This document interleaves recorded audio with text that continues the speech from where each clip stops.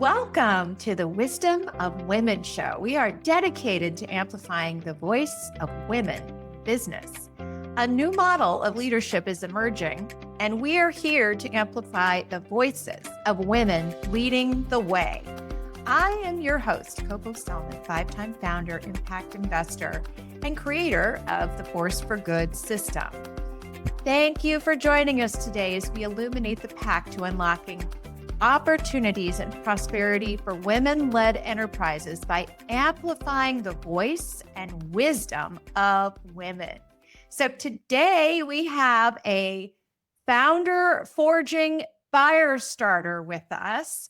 We have Nomiki Petrolla, a visionary product leader and tech founder transforming how women build and scale tech companies.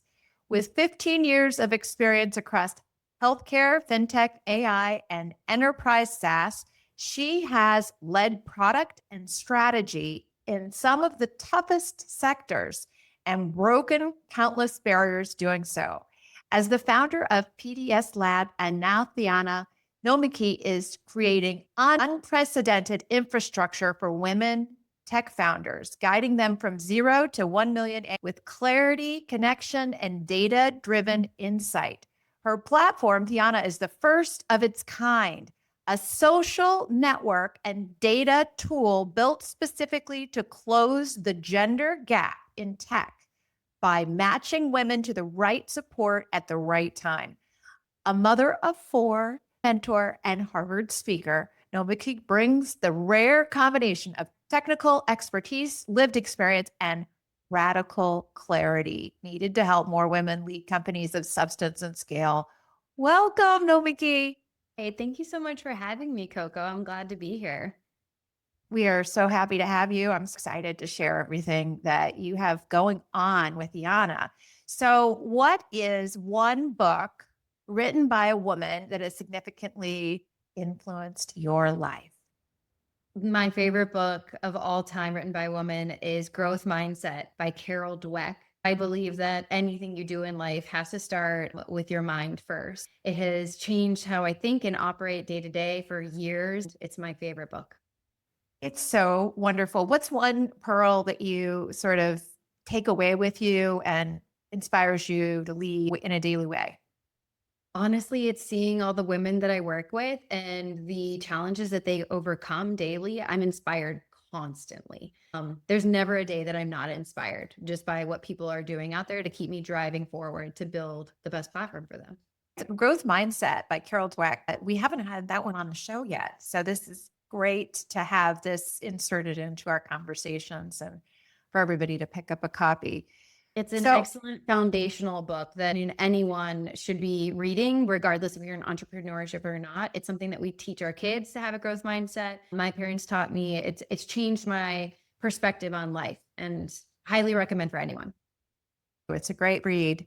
So one of the things I like to start with whenever we have guests on the show is to invite you to look back over your life and think about the moments that shaped you, the moments that elevated the person that you are, what's important to you, what drives you, and why you do what you do today. And so they could be moments of being overcome or overwhelmed, moments when you stepped forward and did something big or said yes to an opportunity, overcame a challenge. So what are 3 big shaping moments of your life? Yeah. I think one of the biggest things that have impacted me is that I'm one girl of 4 brothers. My mom is an entrepreneur. She has 5 kids and she's been an entrepreneur for 30 years. She just sold her company. Being led by a woman back in the 80s and 90s, starting a company with 5 children in a Greek household is very uncommon. She basically taught me the norm of being able to fight for what I wanted, for equality. Because when you have 4 brothers, the balance it's very imbalanced on what the opportunities are. But that general childhood of being pushed, having a close family unit, and constantly seeing like what I wanted to change, double standards that were maybe unintentional. My dad's a great supporter, but just generally there's double standards when you have 4 boys and a girl, being able to call them out and then being respected for calling them out and trying to take change essentially. That is definitely one of the biggest things growing up that changed how I operate as a human. Another moment, I think the one that brings the most clarity to me is a couple years ago when we had a family event. Our youngest was on a ventilator. My husband and I was a head of product at an AI company at the time, and I loved my work, but I definitely was hitting a growth tipping point where it was time for me to become an entrepreneur full time myself. I'm calling the shots, making decisions, testing things out, taking risks, etc. I didn't want to do it, or I wanted to do it, but I didn't have the gumption to do it yet until my daughter was sick. That moment brings a lot of clarity in how I now drive forward. I quit my job the day I came home from the hospital and I've never looked back. So I'm grateful for that traumatic event. She's healthy now, but that changed my perspective on life. And same with my husband as well. So that's a second moment. There was a third moment too, also childhood. I got into a fist fight with a child. It was actually, it's a core memory of mine. I got punched in the face and I came home. I didn't fight back. I just said, I went inside, I held it in. I remember it was probably 7 or 8. We were in our first house. It was like this tiny 1,800 square foot house and 7 family. We're in the kitchen. The kitchen had purple carpet.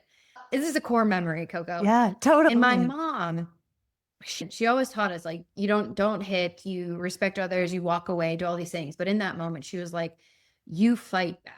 If someone disrespects you to that point, you fight back and reclaim your ownership and move forward. And that's a moment that I haven't talked about ever, I don't think, in public, but it's a core memory. I remember my mom sitting, like slowing down to me, so we're eye level, and her telling me with conviction that it's okay to stand up for yourself. And you don't always have to just sit back. I'm very audacious in my language and now, but I was not always like that. That's definitely a core memory that shaped a lot of how I react now and take care of myself. Well, and what an amazing mentor your mother is. Oh, she's next level. I'm lucky. I'm curious, you daughter of 5 kids, 1 girl and 4 brothers. Then you went through this experience where you had a family event where your daughter was very sick on a ventilator. And I know from personal experience, having a medically fragile, that's life changing. And then this fist fight. So what do you feel like who are you today because of those experiences? What do you feel like those experiences brought out in you?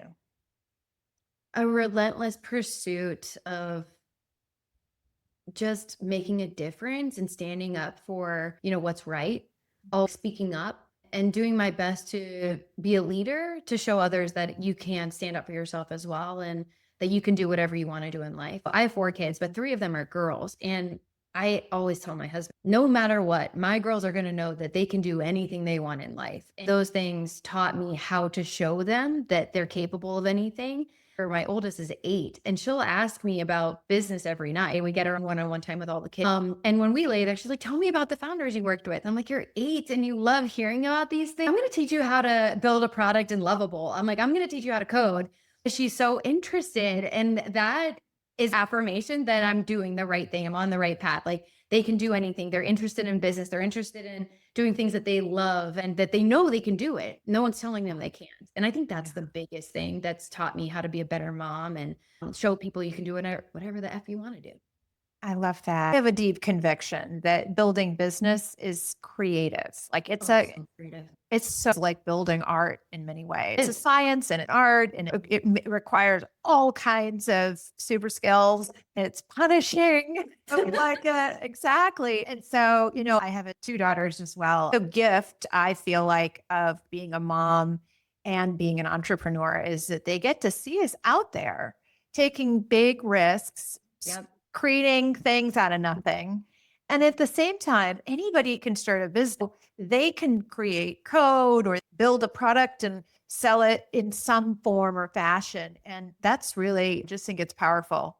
We're so lucky to be on this space where anyone can do anything because the technology is caught up. Use the tools to your advantage and be okay with trying it and not second guessing yourself. We do a lot of like mindset coach with our kids too. One word they're not allowed to say in this house is can't. Frame it right now of, okay, I'll learn how to do it and then I can. Or training them early and young that possibilities are available to them. They just have to believe in them. Right. Exactly. Reframing that idea, right? It's right now, I don't know how, but I can learn and Yep. or I can get somebody to help me or whatever, right? Yeah. There's very few things that we can't, right? Right.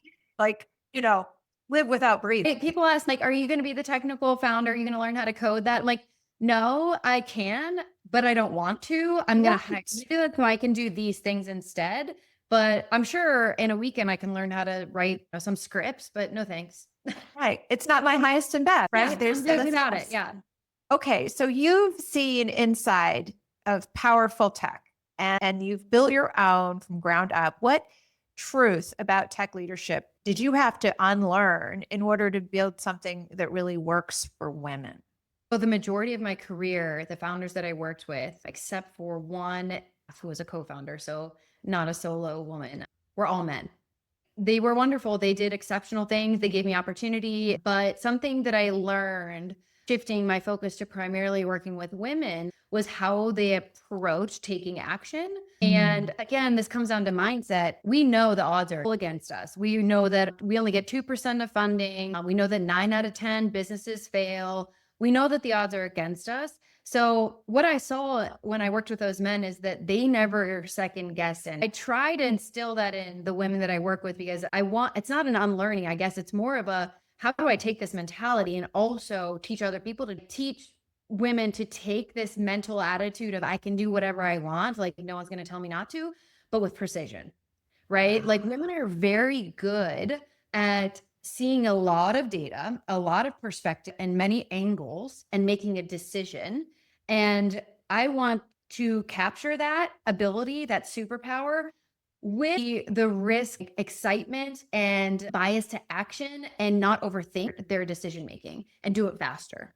Because I believe if they're able to do that, they'll reach their goals a lot faster rather than sitting in analysis paralysis and kind of marrying the two. So I don't know if that's an unlearning, but kind of combining the two. That's something that I really work hard on. I'm trying to tell women, you're badass at this. You have these skills that you don't even know them because they're second nature to you, but Yeah. I see them. Let's put these other things on top of it now and see what you can do. Let's put you in overdrive. And the ones that really take hold onto that, they do exceptional things. It's really fun to witness.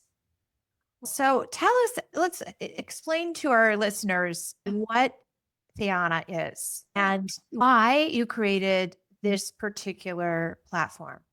Okay. For context, after I worked with all these men as the first employee, I did product development, product design, strategy. I also dabbled in like quality assurance and testing and data analytics, all these different things that, entrepreneurs kind of do in 5 or less team members in a company. I did all the things.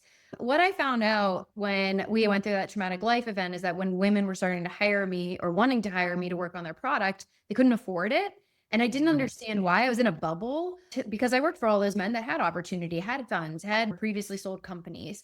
And when I jumped drastically to the other side, I saw, oh my God, that access is not the same. How do I teach them how to do this? So prior to Theanna, I built an accelerator. The accelerator basically said, I'm going to productize myself.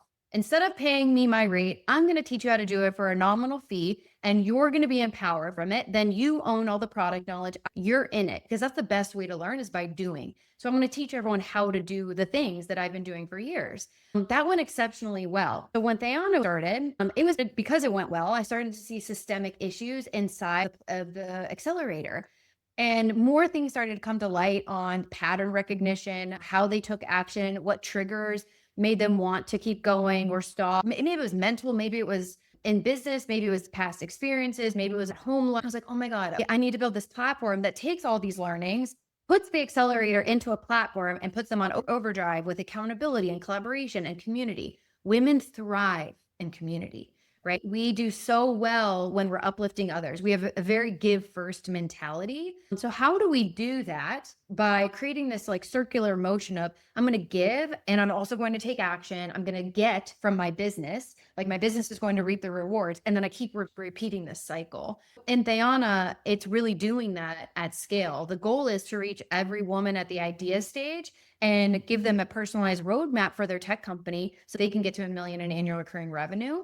With the thesis that if they have community and action to build momentum, they'll open more doors. So if they want to go get funding, guess what? You have the traction. You just proved it. You validated the business. Now you have all these resources in front of you. You have all this collaboration. You have all this networking. You're going to be on hyperdrive, and it would be stupid not to fund you, right? If you choose to be funded, of course. So that's really what I'm trying to do in Theanna. I think it's so cool. What resonates for me is that anybody can read a book or take a class on how to build a business, but what separates the girls from the women are the ones that take action, Yep. that keep going, that keep trying, that keep making bets, making Yep. small bets and keep moving forward. That's what really creates the difference, right? Not the analysis Exactly. paralysis, not getting held back by the thousands of hurdles that present themselves as you're trying to build a company. It's just like going to the gym, right? Like by summer, I want to have a bikini body. Okay, well, in order to do that, 6 months in advance, you have to make a plan that you go to the gym 5 days a week and you focus on arms, legs, core, endurance, etc., so that you feel good by the end of that goal, right? It's the exact same thing. You're building a muscle physically in your business to get to the stage of what you want to do. And you have to wait to see progress. Like at the gym, you don't see progress. The first 4 weeks, you start to feel better. 8 weeks, people start to notice that you started to change, your body started to change. 12 weeks, you start to see the change, right? So it's the same exact mentality in business over time. You just have to keep going till you start to see the progression and reap the rewards. The other thing, and I'm wondering if you can share how this might happen within Theanna and within the community and the structure that you offer. As a founder, you don't have a full infrastructure, policies, procedures, tech, everything. Like you're building everything. Mhm. And that can be fun and exciting, but if you can sort of spin your wheels, Yep. trying to make progress can feel hard because you're scattered and wearing so many hats. How do you help founders focus and do what they need to do? Yeah. And maybe talk too about, I know you're very data oriented. So how does data play into what you do with Theanna? Data is really critical. What we're building right now, and it's launching like in the next 30, 45 days, is milestone coaching. So if anyone here you might be familiar with the Strava app or Apple Fitness, where you can see your progression and then you have challenges with maybe your husband or your partner or your friend. We're taking that progression mind so that you get personalized goals based on where you are in your business. It's broken out by 4 stages: idea, launch, grow, and scale, which is revenue oriented. Because at the end of the day, we're not building hobbies, we're building revenue generating businesses. And in those 4 stages, you're going to get a personalized roadmap of all the things that you need to be accomplishing and coached on one at a specific time. So focus is actually a very critical factor in making sure that people actually move the needle in their business. And the way that we're doing it is you can track all your milestones. There's always at any given time 3 things that you know are the most important, whether that's in a quarter or a monthly time frame. Then you always have the back burners, right? Like there's always things that you should be thinking about, but they're not top priority. Maybe that gets your extra attention later when you're tired and you need a break. You can add any back burner item that you want. The milestone coach is going to take the one that you need to be focusing on right now. And every day you're going to track how you did against that milestone. For example, perhaps you're in validation and you need to do customer interviews.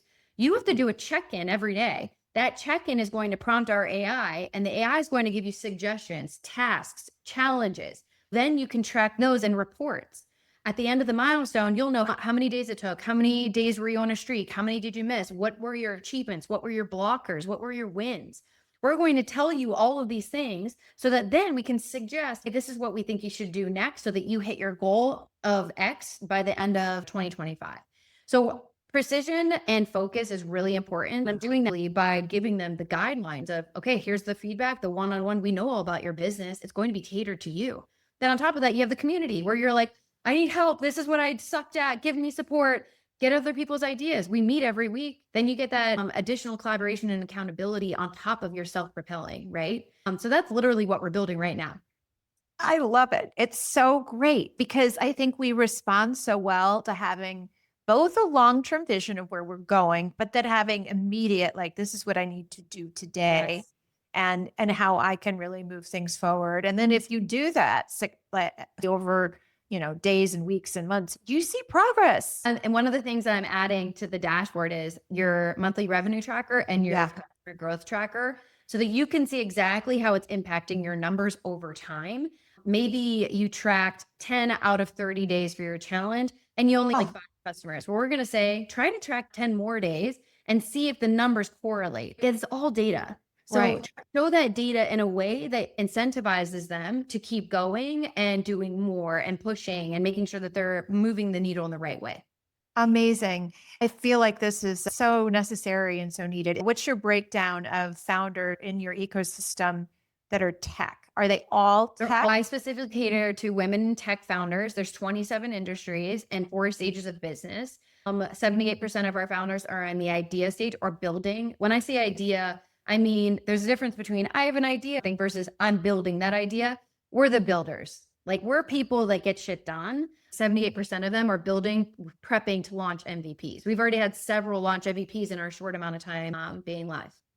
So how much of the support and structure do you provide helps a founder figure out what their product is and then really find which tools to use, and how much of it is that kind of instruction? So we have a knowledge base that is catered around specific topics in those 4 stages as well. So I recommend template tools that we like to use that are best. These are things that I've used over my tenure. Eventually we'll make this AI driven. By the way, we recommend these 2 books based on where you're at. You should read these during your milestone, or these are a couple tools that you should use, the pros and cons of them, make a decision for your tech stack. So I'll be pulling the knowledge base, which is segregated right now, into the coaching so that you get really detailed, this is what I should do, a roadmap of every milestone and the journey from a long form. Great. What are some of your favorite building tools in the tech stack that you guide those early stage idea founders and launch founders? What are you kind of guiding them towards? So do you mean building your MVP?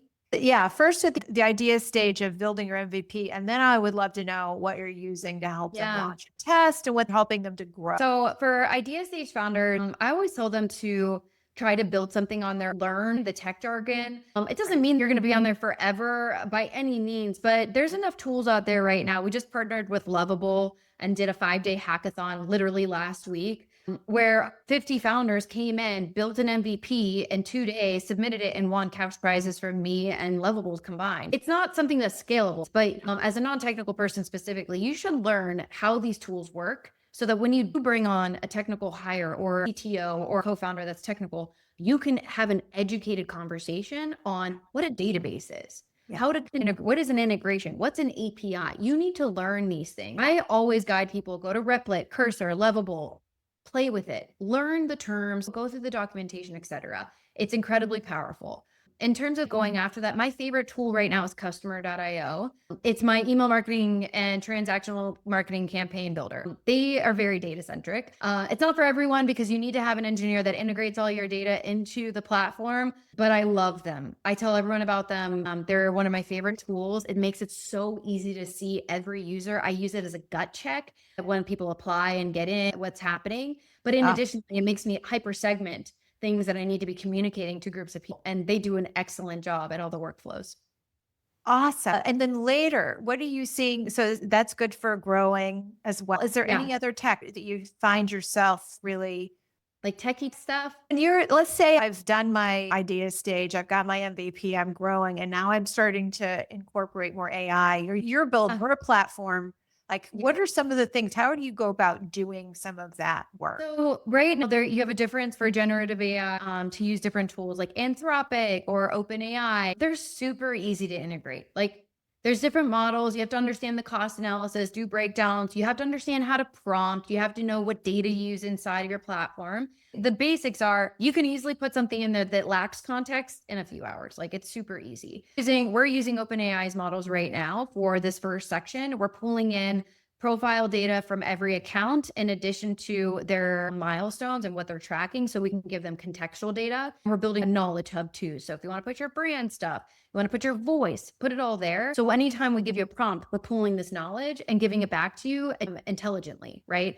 So anytime it's going to continue to learn the more data that you give it. I'm using OpenAI right now. Eventually, when hopefully we scale tens of millions, hundreds of millions, and we're serving every woman that has a tech idea, we'll be building our own model. Right? We can be more intelligent. But in order to do that, you need data. So it's a nice, easy way to bring in other open source models that can help you because they have all the data. When you're using your own, you need tens of thousands, hundreds of thousands of data points for it to actually be intelligent. I don't recommend doing that early on, but hopefully we get to that stage. That's the goal. And then we have a true data moat.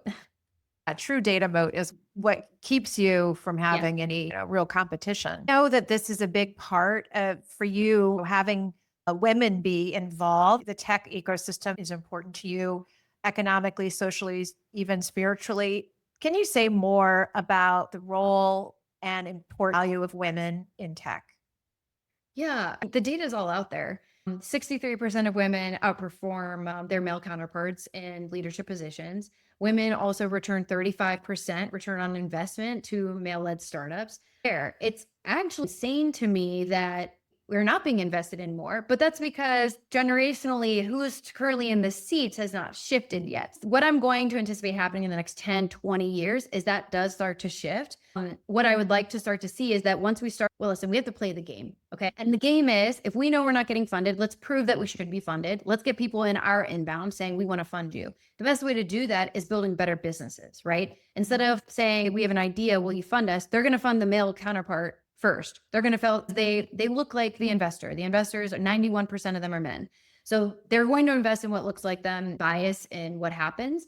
Let's actually prove it. Give the numbers and show the traction, show what we've been able to accomplish. That's really where I want to say, can we shift the needle for women tech founders by proving everything that we're doing, giving them the groundwork so that when we go against someone that has an idea, we win, right? I'm hopeful that in the next 10 or 20 years, the generations start to shift. Who used to be investors are no longer in the seats. We have newcomers, more women-led investment funds are coming into play every day. Every day, yeah. So we just got to keep playing the game and try to beat them at it. Right. Because of access, and while it's getting better, especially for pre-seed and seed, as you go the chain of Series A, B, C, the number of investors that are really women focused starts to shrivel. How do you think about that in terms of helping women in your ecosystem? If I'm honest, I'm a bootstrapper myself. While I think the funding game is definitely something we should be fixing, 99% of businesses are not venture backed. So I think education on what is a venture-backed business, is that the route that I want to go down? Do I want to keep more of my equity so that when I exit, I get bigger paycheck versus me playing the game and trying to do tech bro stuff? Make a decision for yourself, what's best. And it's okay if you choose to bootstrap. Women are better bootstrappers. There's data around that. We know how to use our money to our advantage and play the game that way. I'm more on the mindset of, why don't you just build a badass business where you rake in millions yourself? And then if you wanted to go down the funding game, by all means, play the game, but you don't have to. Do so well that you have optionality. That's kind of where I sit with that whole game and my vision of it. I totally agree with you. Don't let the funding hurdles take away your power, right? I'm a big believer that whatever resources you have, you always have what you need to take the next step.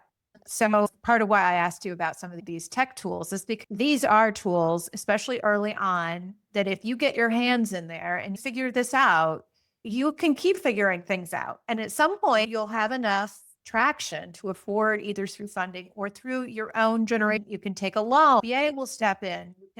There's different options once you get some traction that might not be available.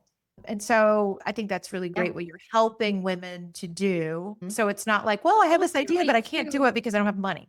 Exactly. And I think too, we women are about the whole wealth thing going on right now, like the transfer of wealth is happening, right? Yes. So I Yes. think we're in a very interesting stage of like what's happening in the ecosystem generally, not just in tech, where money's going, who's spending it, who's going to have the power. I do believe a shift is going to happen. I genuinely do. And I also believe that women want to see more women succeed. And because of that, the transfer is going to happen from The boomers and then the Xers. the boomers coming down. I think it's going to trickle down. Yeah. It's going to take time, but I do believe it's going to happen. We're aware of it now. We're hyper aware, and we just need to keep building badass businesses. Like it's going to happen. What do you see that's unique or different about the types of businesses, the ideas that are coming about with the women that are in your ecosystem? You know, a big thing that I noticed when I worked with men is that they're more revenue or money focused only. They cared about exits and had an exit plan. That was pretty status quo. When I started to work with women only, I noticed a huge difference where they wanted to make the world a better place. They wanted to have impact for other people and in their own personal lives. And they wanted to solve real problems. They didn't just be like, I had 50 grand. I was going to go, code, figure out if I can make this work and send some ads to it. The mentality of what they want to put into the world is very different. And they put a lot of nurture and care into how they solve problems. I'm not saying that every man is like that, but just using the last 15 years of my experience. And if I were to separate what the differences were, that is the biggest one that I noticed. I completely agree with that. When I first started creating a force for good, I didn't know that it was going to be specifically for women, but it was always intended to be purpose-led, visionary entrepreneurs. And then I don't even have to say purpose-led anymore. All I have to do is say women. And it is generally 99% of the time it is. Yeah, right. When women are successful, what they do with their success is so different, right? They want to give back in all the ways. They want to make sure everybody's taken care of, their families, of course, but then their communities in the world. That's what my husband and I always say. Like, if this ever, I don't have an exit plan. I love my work. So if I can work on this till the end of time, I will. We always say, what are our goals?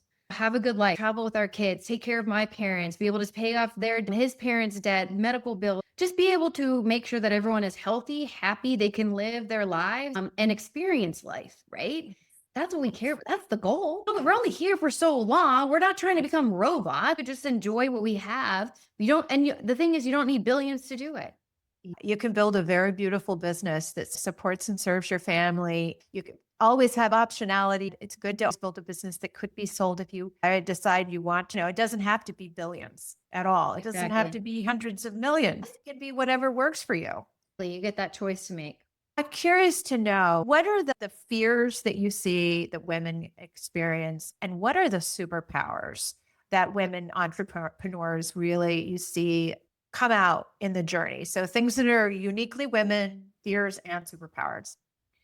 Imposter syndrome is pretty common based on years of being in male dominated spaces and their voice not being heard, or maybe second guessing if what they think is right. Even if it's like matter of fact, like you don't have to sound and use big words to be smart. And I think when you're constantly in those spaces for so long, you get out of them, you second guess them. That is definitely something I see, is like being afraid to just take the leap and not give a flying FUCK. I literally hosted a webinar on this yesterday about building in public. You have to not care. I showed them posts of the names that people called me on TikTok. And I'm like, you think I care? I'm like, thank you for that feedback. You just gave me encouragement.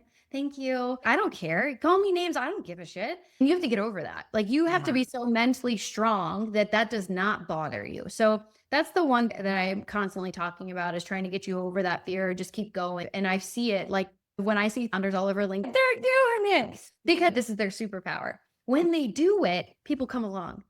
They are very good storytellers. They understand how to connect with people really well. And they know how to take that feedback and the audience that like connecting with them into building. They're empaths. They want to solve really good problems. They're not afraid to get that feedback. And I think that's one of their superpowers, which is going to help them make better products. Where is this all going? What is your dream? What are you creating? What is your vision that you are building with Theanna? The vision is static, right? It's always, how do I put more power in women's hands of building software companies?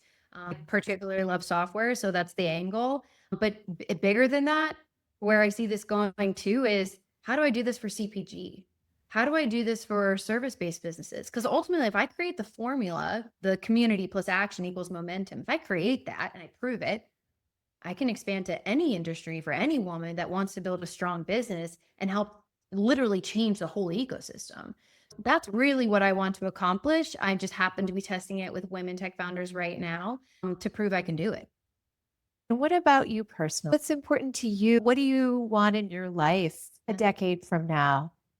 Well, I'm very fortunate to have 4 healthy kids and a husband that, after how many years we've known each other since we were 12, and we somehow still Oh, really like each other.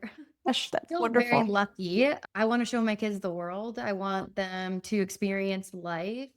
I want to spend more time unplugging, being intentional. I can't unplug that much right now. I'm building from scratch, but in 10 years, I hope to be in a place where I can serve my family, where they reap the rewards tenfold, and we can experience life and just be happy. We're not big spenders. We don't do the lavish lifestyle. So for us, what that means is, can we go to a cabin for a week and just spend time with our kid, laugh and play board games and things like that? Of course, we want to go to Europe and we want to go to Australia. If we're lucky enough, we can do all those things. But it's really just getting time. Our lives are short. It goes so fast. And even now, my kids are little, 2, 4, 6, and 8. And I'm like, how is my youngest 2.5? Like, time is something we'll never get back. So we value time. That hopefully I get more time. Oh, wonderful. And so, if you could whisper one piece of truth into the ear of every woman founder navigating doubt at the edge of a big leap, Yeah. what would you say? You can do anything you fucking want to do. Pardon my French. It's literally, if you believe in yourself, then people will believe in you. It's magnetic. So just talk to yourself. I do self-talk. Just tell yourself, I can do whatever I want. Yeah. And guess what? You can, and you will. And so, how can listeners be a part of your community?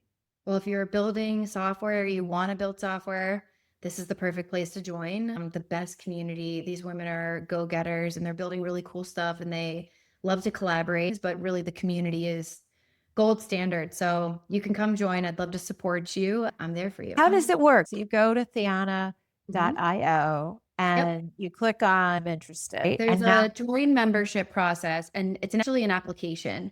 The application is making sure that the right people are coming in. We don't want investors or advisors or service providers in there. We don't want people selling to you. We want curating the right people. So you apply. If you are a founder, then you'll get into the platform. You can subscribe. It's $99 a month or $9.90 for the year for all the toolings. Like, it's one static price for everything. And then immediately you get thrust into me being like, hey, welcome. By the way, we have 3 events this week. I'm like, are you coming to these? I'd love to see you. I currently right now meet every founder. So there's a one-on-one with me because I want to make sure that I can build the support system for you. That's very personal right now. And I'd love to support you. Come on in. Let's build come on in. this. Hey, all right. It makes me want to go build a SaaS product right now.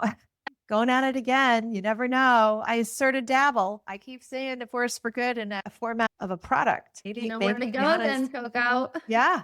I'll figure out how to use, what did you say? Lovable. Yes, I can learn how to use Lovable and go hack away, right? Well, our listeners should also know that Coco is coming to join us in 2 weeks because Coco is a badass and she's going to come educate the founders too, because her experience is we get experts like Coco coming in to educate and bring you access. So welcome to Theanna, Coco.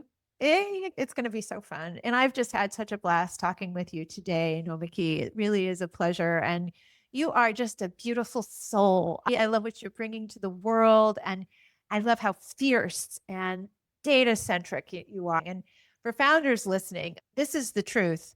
Whenever I meet somebody who is a gifted communicator that can also get into the guts of data, especially where it comes to building traction and looking at data and then following it. This is not a strength of mine, but I'm always looking for people who can do this and who can teach others how to do this, because this is what shapes companies being able to quickly scale.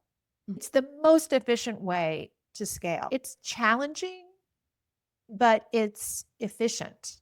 And you'll efficient. get there, I always tell especially. everyone to track everything because you get the aha moment faster than if you didn't track. A great example of this is if you were doing customer interviews, make sure that they do AI transcripts for everyone. And then we literally synthesize every single one. So you get data within 3 to 5. If you don't do that, guess what? You pick out things that you remember, but not necessarily were important. And you don't see the pattern in all the data. So I start people on day one, track everything. Oh, everybody go and check out this incredible product, this great platform, Theanna.io. You'll see in the show notes, you'll be able to find out. Be sure to let Nomiki know that you came from a Force for Good and the Wisdom of Women show. Thank you for being here today. Thank you for illuminating your knowledge and brilliance to our community. We value your experience and wisdom. And to you, our world-changing listener, be sure to follow, like, and share the Wisdom of Women show on whatever your favorite listening or viewing platform. Be sure to take the Growth Readiness Quiz at aforceforgood.biz/quiz and uncover where your insight is needed most. Remember, the world is made better by women-led business. Let's go make the world a better place.